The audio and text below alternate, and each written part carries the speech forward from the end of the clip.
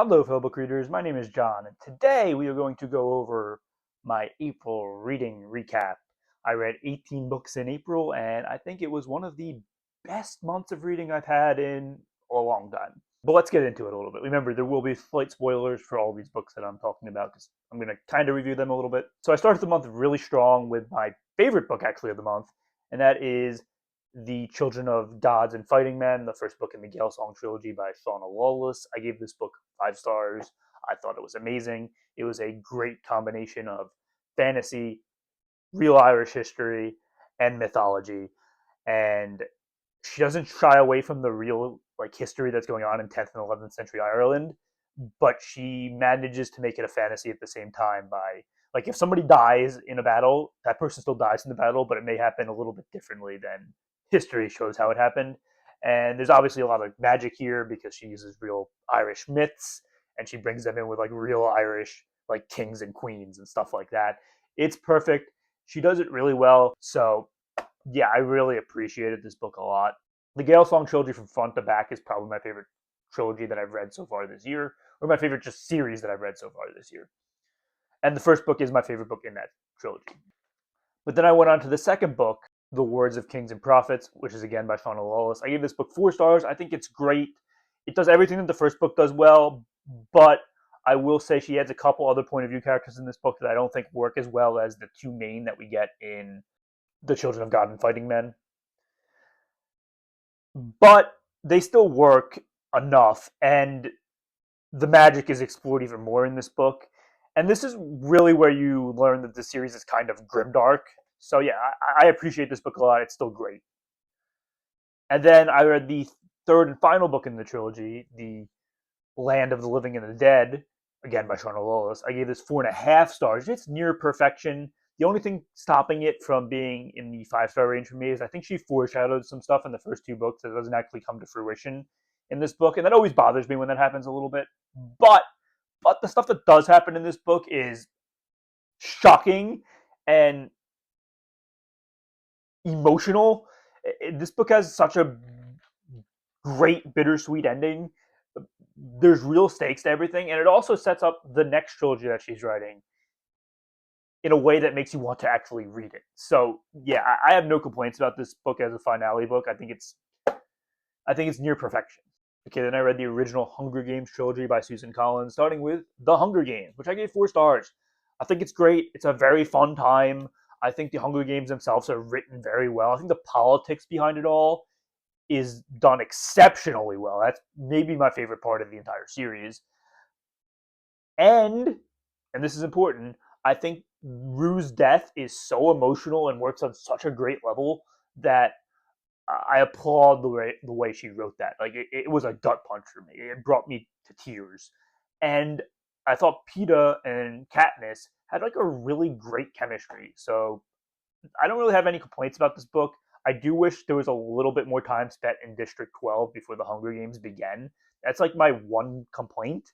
But I do get that it's a young adult book and the pacing has to be a little bit quicker. So I understand why that didn't happen here. But if that happened, this book would rate even higher than 4 stars for me. And then I read the second book, Catching Fire, which is again by Suzanne Collins, and I give this 3.5 stars. I think it's very good. I think it's the best way to describe this book is it's like a popcorn flick book. It's very fun, but you have to turn your mind off because logically some of the things that happen in this book just don't hold up, in my opinion. Specifically talking about President Snow trying to quell the rebellion before it begins by putting the victors from the previous Hunger Games who have lifetime immunity from it back in the games. That's only going to piss off everybody that isn't pissed off. There's districts that were not mad, but by putting these people in the games, obviously they're going to be mad too. It makes no sense. Logically, it doesn't hold up. And we're told that President Snow is supposed to be this genius politician, uh, and I just didn't get that from this book. That being said, the Hunger Games themselves were still very fun. So if you're looking for a fun action read, this still works. I liked how the games with the clock really worked in this book. I thought it was very creative. And then the end with District 13 showing up really set things up really well. And what I appreciated about this book is the time spent in District 12 is much longer in this book. It's probably about half the book. So yeah, there was definitely parts of this book that really felt like we were building something. But that leads me into my next book, the third book in the trilogy, and the concluding book in the trilogy, Mockingjay, which I know some people don't like, but I actually really love this book. I gave it 4 stars. I thought it was a great ending. Is it a bit slower than the previous two books? Yes, but it has more character growth and character work in it. So to me, as a character reader, I really appreciated that. And I thought this book worked on every level that it could have possibly worked on. But I will say the carnage at the end almost felt like too much. Like I don't think that Katniss both had to be burned basically alive and had her sister die. Like I think she could. I think Suzanne Collins could have done one or the other, and the end would have worked just as well. So that part bothered me a little bit, but other than that, this book really worked. And I thought President Coin was actually like a really good second antagonist, and she came off as more believable to me than President Snow. And then I read The Summer War by Naomi Novik, and this is a standalone fantasy novella.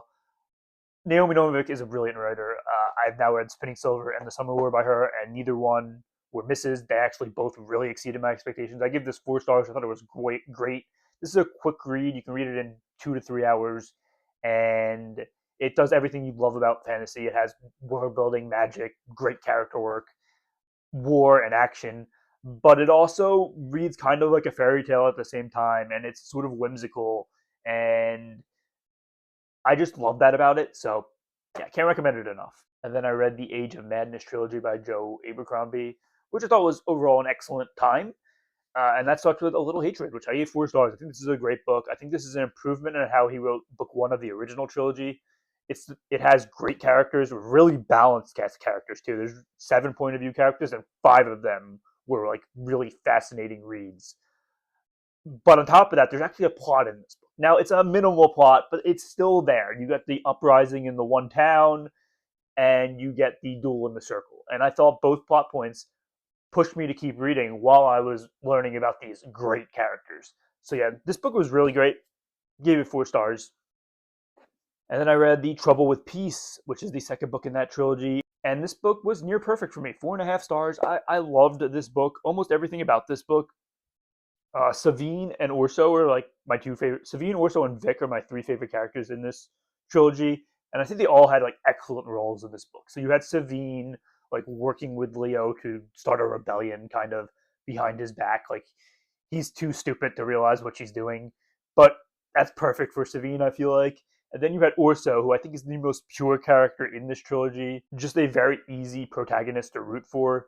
And you see him having to deal with this rebellion and how he's going to stop it, and his action scenes and sort of his speeches and his motivations.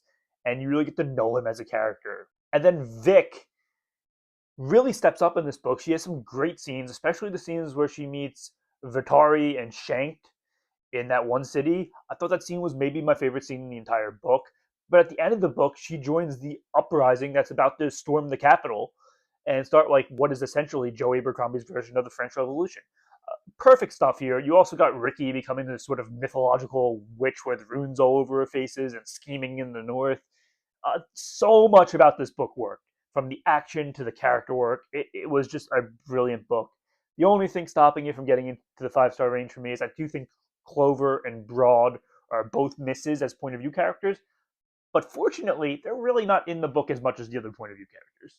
And then I closed that out with Wisdom of Crowds, which is the final book in this trilogy. I gave this 3.5 stars. I think it's a very good book. I think it's an enjoyable page turner. I just don't think the logic for Glotka's plan at the end of the book makes any sense. So I can't reward the book any higher than 3.5 stars for that. Because I think if you're going to do a tragic ending, which this is, you have to accomplish something in fantasy, and I don't think this accomplishes anything. It felt like he was just doing a tragic ending for the tragic ending's sake, which, fun read, but I would prefer it to accomplish something, and it just doesn't. Because Glotka's plan to get rid of bias's strings from the Union, yeah, that works. But what does that actually do? Like, what is that accomplishing? What does that mean? Not much, because he doesn't actually try to get rid of Glot. He doesn't actually try to get rid of bias. He makes no move actually against bias the person. Bias is still alive, he's still strong, and he's in the North. And at the end of this book, he's plotting to take the Union back. So, like, was it worth it? I don't think so. It makes no sense. And that bothered me. even though, like I said, the actions in this book were very interesting to read, and the tension was high, and the character work was really superb. But I can't give it any better than 3.5 stars. Which in my rating system isn't an insult. 3.5 stars is a very good book. Okay, then I read the Tempest Blade, which is the final book in the Bridge Kingdom series and the last book in the last duology in the Bridge Kingdom series. I gave this 4 stars. I think this is the best book in the Bridge Kingdom series, even though I think the third duology is the worst duology in the Bridge Kingdom series. But this book really is like the nail in the coffin, like the final book in the series. Like, and she wraps up all the plot points really, really well. I love that she brought back the other 4 point of view characters from the previous 2 duologies, and they all sort of get their own moments in this book. I loved a lot about this book. I thought the politicking here was probably the best politicking in the series. I thought the action here was top notch.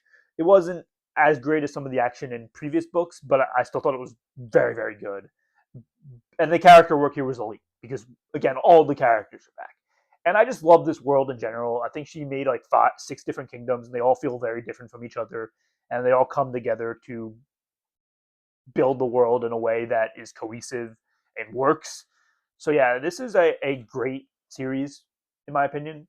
And then I read Mistborn Era 2, the Wax and Wayne Quartet, starting with Alley of Law, and this was actually the book that exceeded my expectations the most this month. I gave it 3 stars, which in my rating system is a good book. I expected to hate this book because everything I see online is how the first book's bad, but it does get better after that.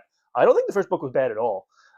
I really enjoyed most of it. Now, it doesn't peak very high, and Wayne is a very annoying character.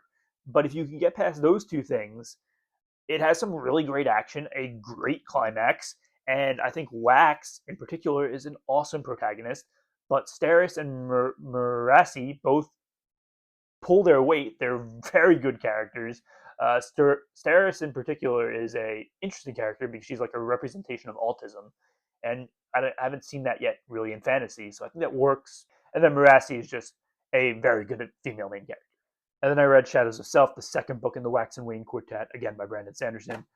This was my least favorite book in the quartet and the book that disappointed me the most. I still gave it 3 stars. I still think it's good, but my problems are it really lacked originality. It was very derivative of Well of Ascension in that they just did another Kandra killer mystery plotline. And I already read that with Tensoon, and the plotline with Tensoon was better than this one. So this one didn't really deliver on many new things, and Wayne was still very annoying in this book. That being said, the ending with Wax finding out what happened to his wife and the real story behind that was very emotional, and I think that really worked. And I like that Steris got more time in this book, and Murassi continued to be a very good character. And then I read Bands of Mourning, the third book in the Wax and Wayne Quartet. This is actually my favorite book in the quartet. I gave it 3.5 stars. I think it was very good. I loved some of the callbacks to the original Mistborn Era 1 in this book with learning more about Kelsier here, the hints that Kelsier was actually still alive. I think that was really good, done well here. I love the Bands of Mourning themselves, how we got like an actual sort of Mistborn type person in this book. That was fun. The magic here was fun. The action here was great. I think Wax exploring his relationship with his sister was interesting and had a really good twist at the end where we find out she's actually the evil one. Murassi really stepped up her game here. She was top level. I thought the scene on the train was awesome. It was a great like first act ender. Yeah, this book really worked on a lot of different levels. I just found Wayne, who got a larger role in this, to be even more annoying. So I can't put this in the 4-star great range because of that. But other than that, this book really did everything well. And then I read The Lost Metal, which is the final book in the Wax and Wayne Quartet. This was another very good book. I gave this 3.5 stars. I do prefer Bands of Mourning to it, but I think they're like neck and neck. It's a very close race for me. Like they're both very good.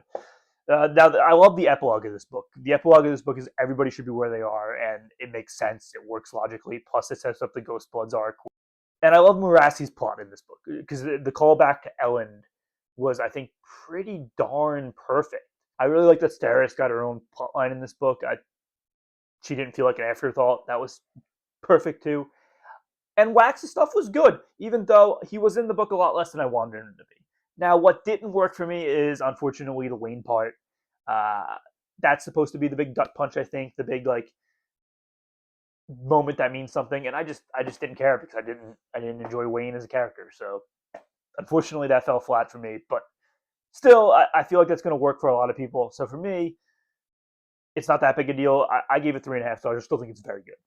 Okay, then I read The Left Hand of Darkness by Ursula K. Le Guin. I wanted to like this book a lot more than I ended up liking it. I actually actively hated my time reading it. I listened to this book for over 2 weeks. It took me 2 weeks to finish it. Yeah, I'm giving this 1 star. It's my second least favorite book of the year so far. I love Ursula K. Le Guin as a writer. I think she's a fantastic writer, especially when she's writing about powerful themes. And this book is all about powerful themes. Unfortunately, the science fiction of it all just distracted me from the powerful themes.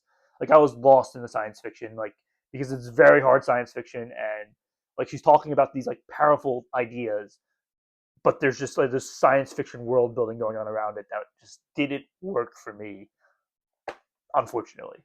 That and I think the narrator was not the best.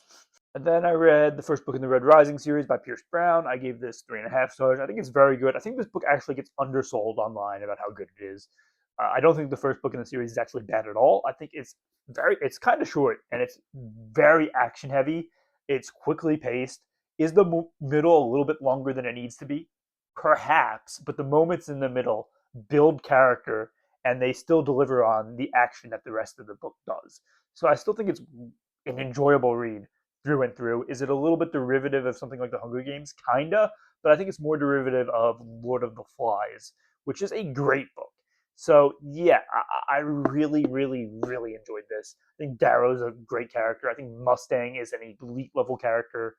I think some of the moments in this are absolutely shocking, and they're not just shocking for shock's sake. Like they mean something going forward in the series. But that brings me to the last book I read in April, Golden Sun, the second book in the Red Rising series. I give this 4.5 stars. This book is near perfection. It has so many amazing moments in it. It's like great moment after great moment after great moment after great moment. My only complaint was I wish it slowed itself down just a tiny bit because there's just so many things in this book. The closest thing I can compare it to is Storm of Swords by George R. R. Martin. Now it's not as perfect as the Storm of Swords, otherwise it would be getting 5 stars from me.